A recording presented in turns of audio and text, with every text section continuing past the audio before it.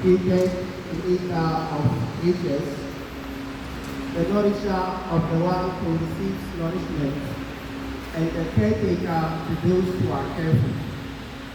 Again, I thank you, the one who existed even before beginning began, the one who cannot be contained because he is the container himself, the one who cannot be sustained because he is the sustainer himself, and the one who will be the last, even when the last man lasts. Line name.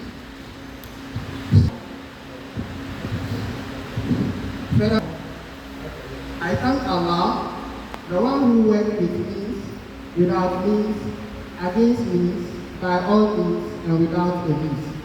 And I send his peace and salutation to the greatest of all men, Muhammad, the best of all men to have stepped foot on the surface of this earth.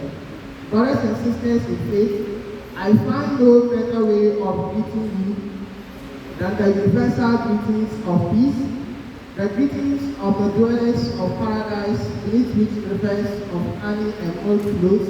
Assalamu alaikum wa rahmatullahi wa barakatuh.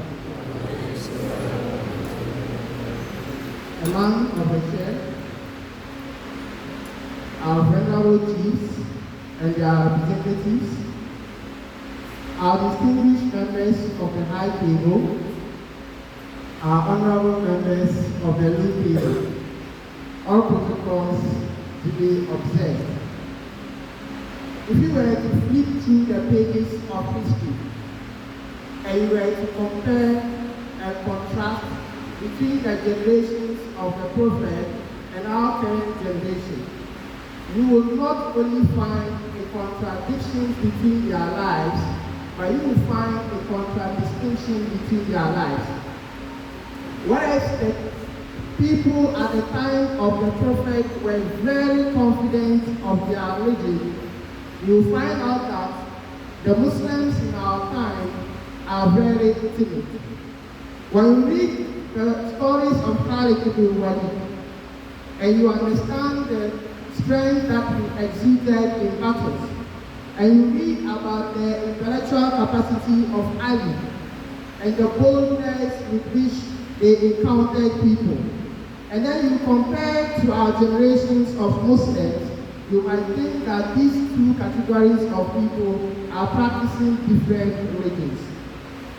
The Muslims at the time of the Prophet believed in their religion wholly and totally, and because of that, they were strong politically, socially, and economically. But then you find Muslims now who are even weak when it comes to rights that are enshrined there in the constitutions of this particular country. So today, I want to submit to rest 10 ways Muslims in this particular country can regain our honor socially, economically, and politically. But before then, who is a Muslim? A Muslim is someone who submits willingly and totally to the will of the Almighty. And who is Allah? In my introduction, I said Allah is the one who is uncreated, and He created everything. Lam yalid wa lam yulad. And then I went further to say that Allah is someone who does everything that He wants, one through means. In the creation of earth, seated here, Allah used the means of a male and a female. But then Allah can create without the means of a male and a female. In the case of the creation of Eve and that of Jesus Christ, Allah used Adam to create Eve, and Allah used only a female, the name of Mary, to create Jesus Christ, without the intervention of both the male and the female. In fact, Allah can create against means. In the creation of the first man, Allah created him from clay. Ordinarily, a human being should not come from clay, but Allah created Adam from clay. In fact, Allah can create with means, without means, against means, and by all means. When Allah wants, He just says, "Kun exist," and the thing comes to existence. In fact, even kun is law. If Allah wants to create something, He can just will it into existence. This is the Allah that a Muslim should submit to at the beginning. So after submitting totally to the will of the Almighty Allah, this is how Muslims can gain political, economic, and social power in this country and beyond. Number one, the sects that we have in Islam, we should endeavor to be united. Our disunity is why a Ghanaian student or Ghanaian students are still struggling for their basic rights in this country. An incident or instance is the case of Wesley girls, where girls are fighting for their fundamental rights. Mind you, they were not fighting for privileges, where we have to debate and see whether that privileges should be granted to them or not. But these students were asking for rights, and it is only right they are giving what is rightfully theirs. They are asking to express their freedom of religion, which is not only enshrined anywhere but in the Constitution of the Republic of Ghana. And mind you also, we should not treat the case as Muslims striving for their rights as Wesley girls, but we should treat the case as Ghanaians striving for their rights in a Ghanaian publicly funded institution. So Muslims, we have to be united, such that in cases like this, all Muslims can come out with one bold voice. When you flip through the pages of Quran, as a learner and not a scholar, I've realized that Allah talks about entry into heaven more than 100 times in the Quran. And what I've noticed is that the criteria Allah hammered on as a ticket for somebody going to heaven is believing in Allah and doing good deeds. In one of the chapters of the Quran, Allah said, إِنَّ الَّذِينَ آمَنُوا وَعَمِلُوا الصَّالِحَاتِ إِنَّ الَّذِينَ آمَنُوا وَعَمِلُوا الصَّالِحَاتِ كانت لهم جنات الفردوس نزلا. We all know that Jannatul Firdaws is the highest, the apex of Jannah, but Allah promises it to those who do righteous deeds and they believe in Allah. So fundamentally, even though there are some differences in our sects, but those differences are not so significant that they will send people to hellfire. When I read the Quran, when Allah mentioned about sex, he said, do not differentiate in the sex. In fact, there is a hadith that talks about sex, but we all know that when the Quran says something explicitly, incontrovertibly, the hadith cannot override what the Quran says. Even if we feel that our sect is right and other sects are wrong, there is a reason and there's a way we can preach to them in a way that they will come back to the fold correctly. The issue of moon sighting divides us as Ummah and Salat al-Fatih. When our wives who are nurses cannot even wear hijab to the hospitals to work properly, and Muslims are slain in Gaza, but we will use the entire month of Ramadan to debate about an issue that scholars have already settled years ago. All the sects in Islam agree unanimously that using your country sighting or following Saudi Arabia are both right. And if we all agree they are both right, then why are we fighting? If we agree that you can fast using your country's moon sighting, or you can fast using that of Saudi Arabia, then why are we fighting? Why are we fighting? Are we fighting for the religion of Islam, or we are fighting for our own ego? And when you fight or concentrate on that which will not take your energy, then that which takes your energy will come and pass. And one thing we need to understand is that we as Muslims see each other as Ahlul Sunnah, as Shia, as Tijaniya, and the rest of the sects. But a non-Muslim doesn't see us by sex, they see us Muslim. And whatever you do as Muslim, the non-Muslim will use it to judge the entire Muslims. That is why somebody will commit a crime in Nigeria, and non-Muslims in Ghana will be asking you to apologize for that. They will say that somebody has committed an act of terrorism that you know nothing about. But because they bear the name of Islam, and you are asked to apologize. Because to the non-Muslim, every Muslim represents Islam, and therefore let us represent it well. Secondly, let us all seek and excel in the knowledge of the deen and that of secular knowledge. Going to heaven is a matter of personal responsibility. We have a lot of students here.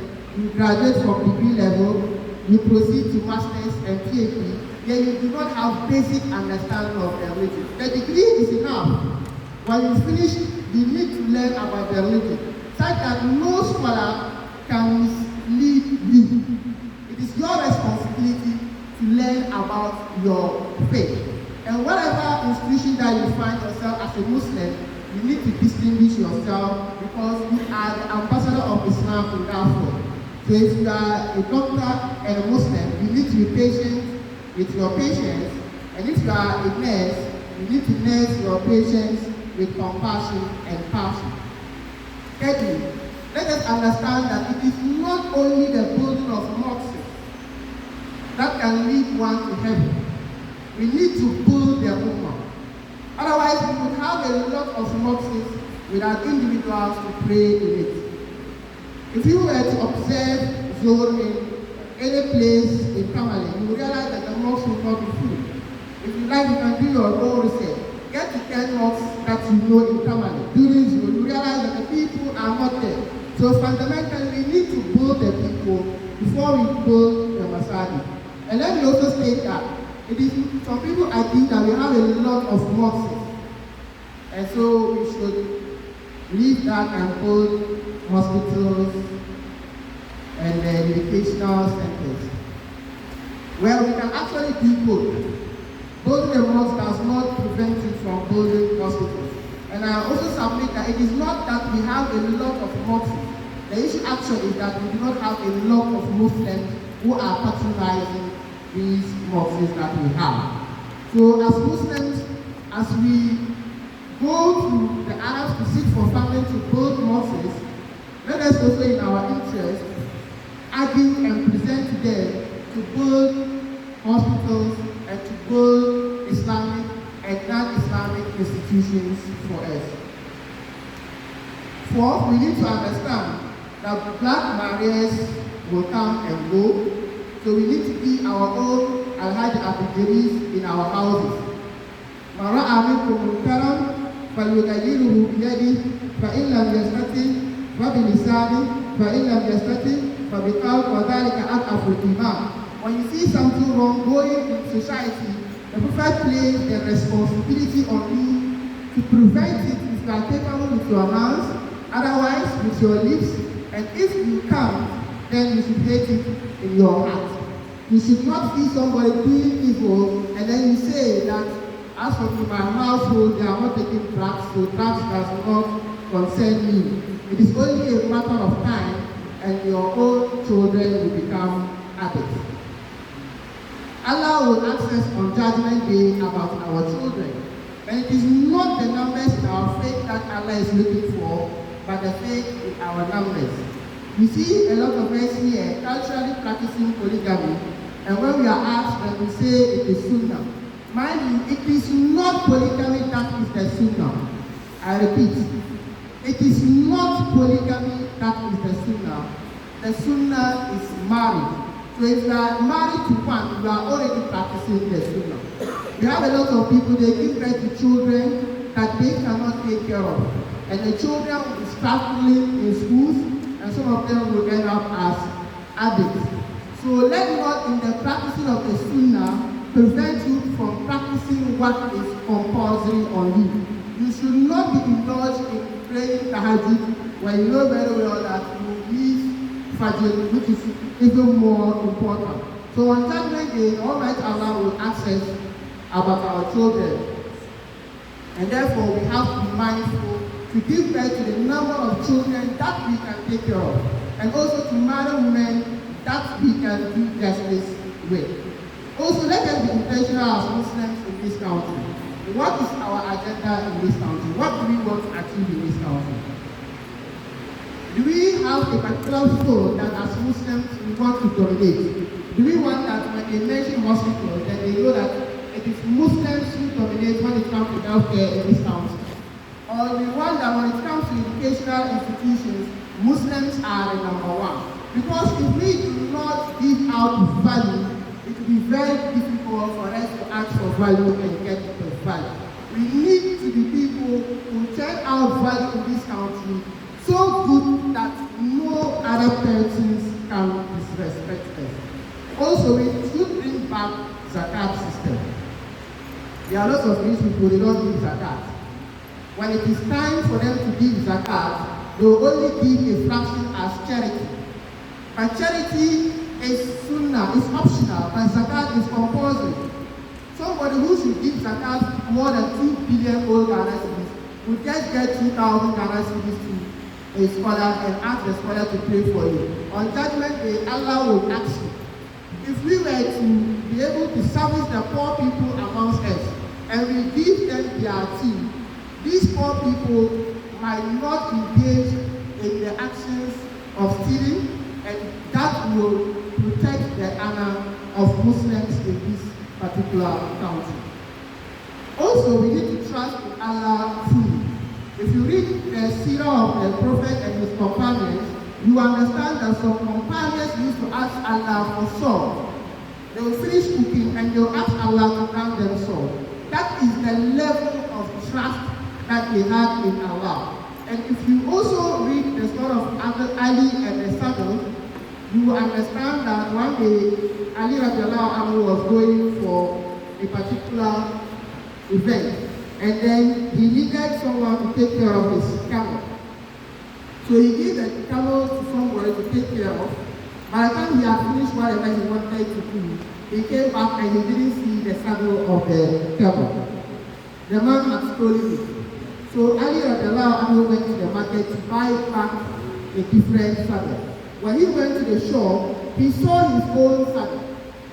And then he asked the owner, "This is my saddle." And the owner told him, "Well, somebody came and he sold it to me for about 4 dirhams." And Ali radiallahu anhu laughed and said, "I have given this saddle and the camel to this particular guy to look after, and I have had in mind to give him that same 4 dirhams he sold the saddle for." So your provisions have already been written, and the Almighty Allah will not miss in giving you what He has already written. So do not be like Abu Trickers, stealing people's money and calling it repatriation, saying that your ancestors' monies were stolen, so you are also going to steal. The responsibility of your ancestors lies on your ancestors, not you. And Allah will judge your ancestors differently. I have 3 more points to cover and we are done. We need to show compassion to each other as Muslims. Sometimes when you listen to the sect speaks about the sect, you may think that the Ahlul Sunnah or the Tijaniya hate each other more than they even hate non-Muslims. I'm not saying we should hate non-Muslims, but I'm submitting to us that sometimes our rancor between our fellow Muslims even seem to far exceed that we have for people who don't believe in our faith. An incident happened in the life of Umar where he wore a very beautiful turban and it was stolen in the market. The thief stole it and was quickly run away. When Umar kept running after him, and then he was telling the thief, "Just say that I have accepted. I have given you the turban. Just say I have accepted, so that on Judgment Day, Allah will not punish you for stealing." But then sometimes when we are speaking about our sect, it is like we just want these particular sect people to go to hellfire. Our intention from the way we preach does not look like we want to bring them back, but we just want to emphasize that we are the truth. And a message and the way it is conveyed is very important. You can speak truth to somebody, but if you don't speak it in the rightful manner and time, the person will not accept it, even if we should realize that that is the truth. And also let us utilize our Friday more effectively. We realize that when we go to Jumu'ah in almost every place in Kamale, and it is an hour lecture, they will use about 30 minutes to speak Arabic to audience who do not understand Arabic. So I plead with our scholars, at least the introduction to the mass should be in Arabic for only 5 minutes, and the rest of the communication should be in a language that the people understand, such that the Friday Hutuba will be more beneficial. Imagine going to Saudi to give Hutuba in a box and you are speaking Tagalog for 30 good minutes when nobody understands the language. You are just speaking to an audience who do not appreciate, and the communication will go to waste. So let's try to tackle issues that affect the youth, drugs, before they even become addicts, and unemployment issues and depression. It is very hard for you to go to a Juma and you hear a scholar talking about depression or how to make money, when there are evidences of the Prophet talking about those things in our Seerah. Lastly, I entreat all of us here, especially those who see ourselves as good people, we must endeavor to go into politics. You see that the pious people, our scholars, and the normal people among ourselves, we do not go to politics. We say that politics is a dirty game, and therefore we allow dirty people to go into politics. And therefore we expect good to come out from politics. And the good people only sit down and complain. The country is not going well. Yet you are not participating in the politics. And politics affects everything. It affects the price of goods. In fact, it even affects whether your wife will give herself to you at night or not. Because if your pocket is not economically buoyant, there's no way your wife will treat you very well in the bed. So I entreat all of us, since politics affect all of us, let us all endeavor to engage in it. If you are a good person, then go there and make good decisions for God and country. On this note, Mr. Chair, I submit that so far as the sun rises from the east, my name will always remain Master Mudassir Firdaws. Thank you.